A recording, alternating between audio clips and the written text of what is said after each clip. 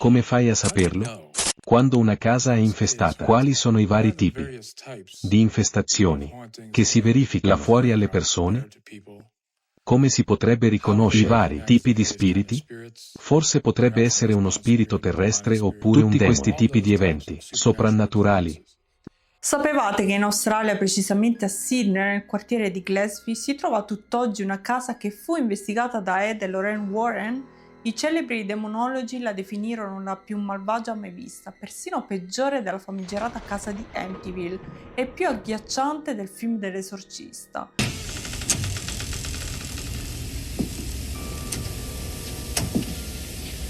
Ciao raga. Una dimora che all'epoca fece tremare chiunque si avvicinasse. Ciao, io sono Rita e questo è Real Paracrime.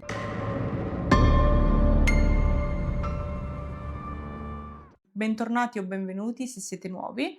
Il mio obiettivo è raccontare storie portando sempre rispetto per le persone coinvolte, esplorando le complessità di ogni caso sia paranormale che di true crime, dando voce a vicende meno conosciute o a casi che hanno catturato la mia curiosità.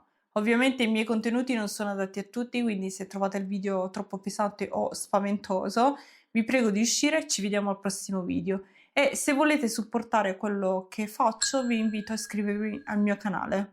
Nel 1980 Ed e Lorraine Warren furono invitati a visitare la casa di Gerald Street a Glasgow, in Australia, dopo una richiesta di aiuto che arrivò durante il popolare programma televisivo The Dawn Lane Show.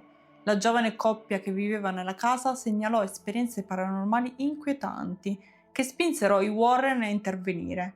Più di 1000 chiamate furono ricevute nel corso della trasmissione, ma la storia di Glasgow attirò in particolare l'attenzione della coppia di investigatori.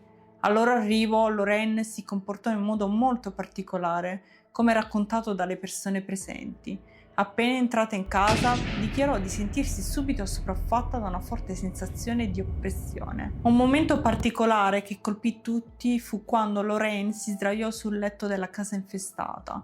Questo gesto, che potrebbe sembrare strano a chi non è familiare con il lavoro dei cacciatori fantasmi, era una tecnica che Lorraine utilizzava per entrare in contatto con le energie e le vibrazioni del luogo. Sdraiandosi, cominciò a spiegare di percepire delle vibrazioni particolari, un segno che secondo lei indicava una presenza oscura e maligna.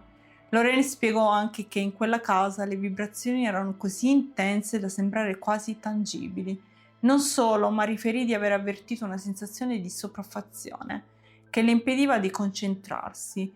La sua espressione in quel momento sembrava quasi trasfigurata. Secondo i testimoni, il suo volto sembrava fondersi con quello di un'anziana signora, con tratti caratteristici che non erano suoi. Questo cambiamento fisico, che alcuni hanno definito trasfigurazione, è stato interpretato come un segno della presenza delle forze oscure. Mentre i Warren esploravano la casa, Lorraine si muoveva da una stanza all'altra con gli occhi chiusi, concentrandosi sulle vibrazioni percepite in ciascun ambiente. Il tutto contribuiva ad amplificare il senso di malessere che pervadeva l'intera proprietà. Lorraine a quel punto dichiarò che la casa di Glasgow era più malvagia di Amityville e avvertì la famiglia di lasciare immediatamente, mettendo in evidenza che l'atmosfera fosse pericolosa per la loro salute mentale e fisica.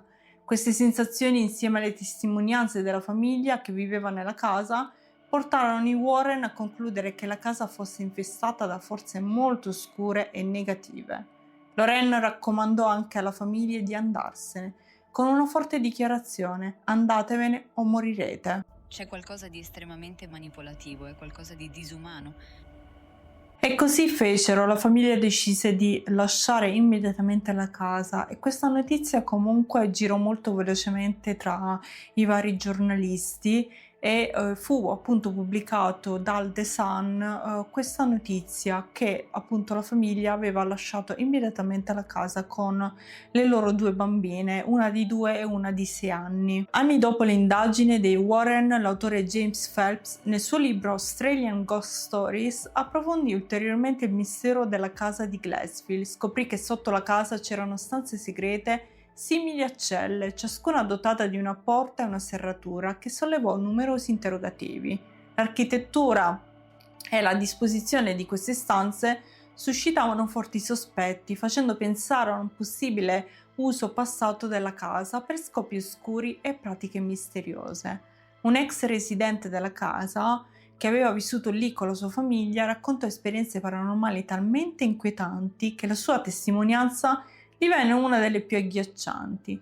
Tra le sue esperienze descrisse il suono di oggetti che volavano da soli attraverso la stanza, mentre altre volte sentiva passi pesanti che camminavano sopra di lei, come se qualcuno fosse fisicamente presente.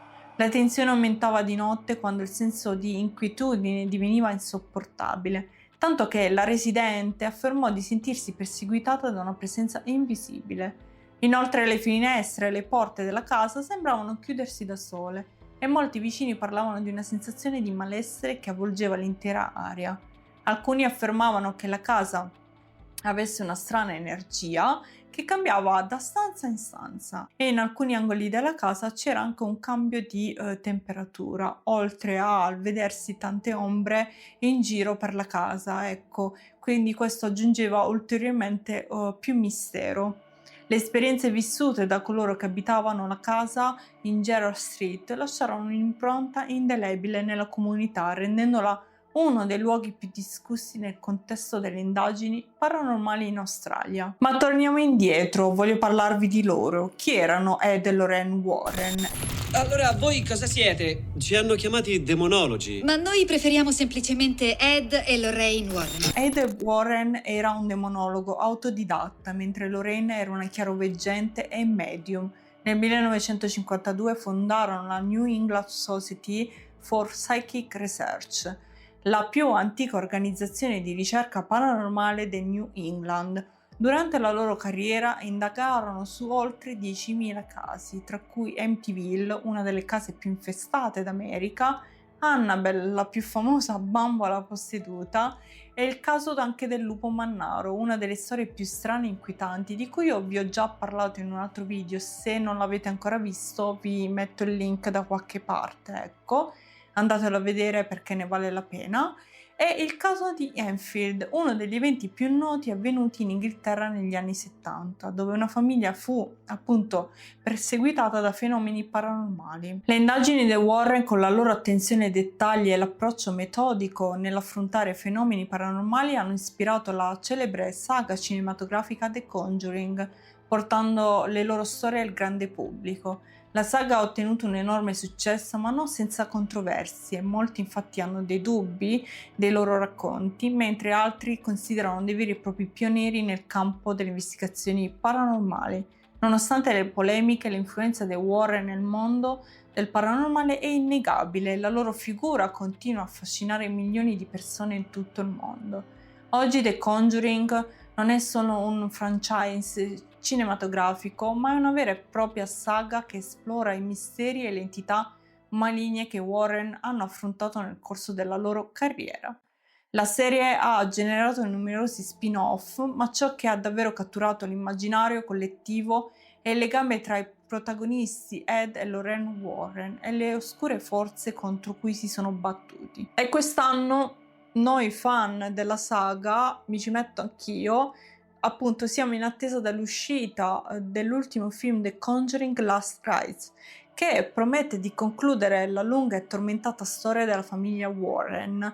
A differenza dei precedenti capitoli, che si concentrano principalmente su casi specifici come l'infestazione di Amityville o quella di Enfield, questo film esplorerà un aspetto ancora più profondo e personale della vita di Ed e Lorraine Warren, e la trama di questo film finale ruoterà attorno alla famiglia Smurl, che ha vissuto in una casa infestata in Pennsylvania. La casa è stata teatro di fenomeni paranormali intensi e terribili, tra cui possessioni e manifestazioni demoniache, rumori inspiegabili e anche attacchi fisici contro i membri della famiglia. L'uscita dell'ultimo film, del nuovo film di The Conjuring Last Rites, è prevista a settembre nel 2025, questo settembre, quindi io non vedo l'ora. Infatti potremo finalmente scoprire come si concluderà questa saga che ha dato vita a una delle serie horror più iconiche degli ultimi decenni. E ragazzi, così si conclude la nostra esplorazione nel misterioso mondo dei Warren, delle loro indagini e dell'incredibile impatto che hanno avuto nel campo del paranormale. La casa di Glassville, con la sua atmosfera opprimente e la sua energia maligna, rimane uno degli episodi più inquietanti e affascinanti della loro carriera. Tra successi, controversie e l'eredità dei Warren, continua a ispirare e far riflettere chiunque sia affascinato dal mistero. Cari amici del Paracrime, questo è tutto ciò che ho trovato per quanto riguarda questa casa. Io non sapevo dell'esistenza, ma una volta facendo delle ricerche ho scoperto che i Warren erano stati qui a Sydney e ci sono delle foto che lo dimostrano, e quindi io mi sono incuriosita al caso e ve ne ho voluto parlare, anche se purtroppo non c'erano molte informazioni al riguardo. Perché? Questo perché la famiglia, comunque, appena Lorraine Warren ha tranquillamente detto o ve ne andate o morite, quindi la famiglia se n'è andata, cioè è volata via, la cosa giustissima, ha fatto super bene. Quindi non abbiamo molte informazioni. So che questa casa, per quello che ho potuto cercare di tutto di più, ecco, ho provato a fare tutte le ricerche possibili. So che questa casa poteva essere infestata da una strega o da più streghe, in cui venivano magari all'epoca, tantissimi anni fa, fatte delle cose, oppure questa casa è stata costruita su qualcosa che non doveva essere costruita. Ecco, a voi le opinioni, vi aspetto nei commenti. Io vi ringrazio per avermi fatto compagnia anche oggi, e se avete delle storie paranormali da raccontarmi, io ci sono, ragazzi, scrivetemi. C'è anche un modulo, ecco, che ho messo a disposizione, lo trovate giù nel link, trovate giù il link sotto a questo video, quindi se avete qualsiasi esperienza paranormale che vi va di raccontarvi, oppure qualcos'altro, non lo so, che sia un caso anche di crime, scrivetemi, cioè lo apprezzerei tantissimo. Intanto vi saluto e ci vediamo al prossimo video, che sarà un video crime. Ciao! Quindi credo che vorrei iniziare, se potessi, stasera con Ed. Come fai a sapere se una casa è infestata? Beh, prima di tutto, sai, le persone chiameranno e diranno: Tony, penso ci sia qualcosa in casa mia, e io chiedo perché. Beh, dalla mia visione periferica vedo a volte un'ombra, o credo di sentire le porte aprirsi e chiudersi di notte, e vedo queste luci illuminare la stanza quando fa buio in camera da letto, forse un piccolo suono di grattatura che potrebbe essere attribuito a qualche roditore o altro, ma ci sono anche i suoni di bussare. Queste sono tutte le fasi iniziali di quello che chiamiamo infestazione. Mentre la famiglia vive in casa, le cose più lunghe si costruiranno perché diventeranno più spaventate. Quando diventano più spaventati, gettano energia psichica nell'atmosfera che gli spiriti o lo spirito usano come combustibile per manifestarsi. Se quello spirito fosse nella casa, quando si trasferissero lì, allora abbiamo uno spirito terrestre o uno spirito ossessionato.